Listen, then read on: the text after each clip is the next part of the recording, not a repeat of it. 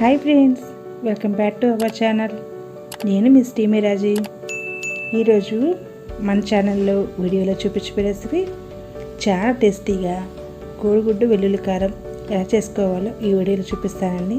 ఈ కోడిగుడ్డు వెల్లుల్లి కారం అయితే నా స్టైల్లో అయితే చేసి చూపిస్తాను. చాలా బాగుంటుందండి. వేడి వేడి అన్నం కలుపుకొని తింటుంటే టేస్ట్ అయితే వేరే లెవెల్ అండి. చాలా బాగుంటుంది. తప్పకుండా ట్రై చేయండి. అందుకంటే ముందు మన ఛానల్ ఫస్ట్ టైం చూస్తున్న వాళ్ళైతే వీడియో ఒక లైక్ చేసి మన ఛానల్ సబ్స్క్రైబ్ చేసుకోండి.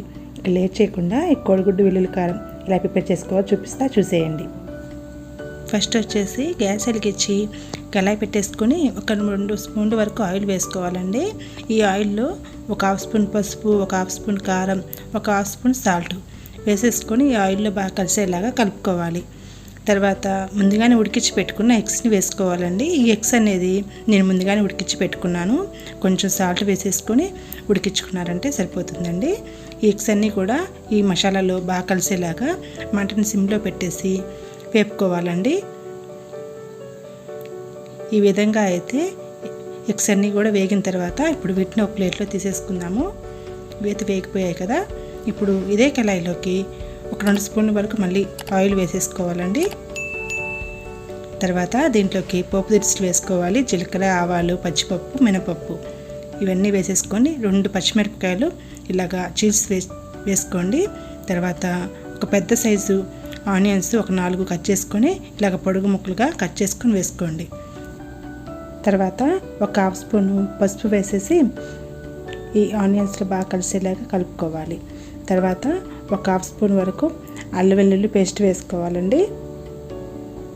ఈ పేస్ట్ అంతా కూడా బాగా పచ్చివాసన పోయేలాగా ఈ ఆనియన్స్లో బాగా కలిసేలా కలుపుకోండి. తర్వాత ఒక 2 రెబ్బలు కరివేపాకు వేసుకుంటున్నాను. ఈ ఆనియన్స్ అంతా కూడా మంచి గోల్డెన్ కలర్ వచ్చేంత వరకు వేపుకోండి, సరిపోతుంది. చూసారా, ఈ విధంగా వేగాలండి. ఆనియన్స్ అన్నీ కూడా బాగా వేగిపోయాయి కదా. ఇప్పుడు 1 స్పూను ధనియాల పొడి వేసుకుంటున్నాను. నెక్స్ట్ వచ్చేసి ఒక 2 స్పూన్ల వరకు కారం వేసుకోవాలి. ఈ కారం వచ్చేసి కొబ్బరి, వెల్లుల్లి, కారం 3 కూడా మిక్సీ పట్టి వేసానండి. నేను ఈ వీడియో క్లిప్ అనేది మిస్ అయింది, అందుకని మీకు చెప్తున్నానండి. కొబ్బరి, వెల్లుల్లి, కారం 3 కూడా మిక్సీ పట్టి వేసుకోండి, బాగుంటుందండి. ఈ కోడిగుడ్డు వెల్లుల్లి కారంలో ఆ కారం వేస్తారంటే కనుక మామూలు కారం కంటే ఈ కారం వేస్తేనే టేస్ట్ బాగుంటుందండి. తర్వాత మనం ముందుగానే వేయించి పెట్టుకున్న ఎగ్స్ని వేసేసి మొత్తం అంతా కూడా ఒకసారి కలుపుకొని గ్యాస్ ఆఫ్ చేయడమేనండి. అంతేనండి. చాలా టేస్టీగా ఉండే కమ్మగా రుచికరంగా కోడిగుడ్డు వెల్లుల్లి కారం అయితే రెడీ అయిపోయిందండి. చాలా బాగుంటుంది టేస్ట్ అయితే కనుక.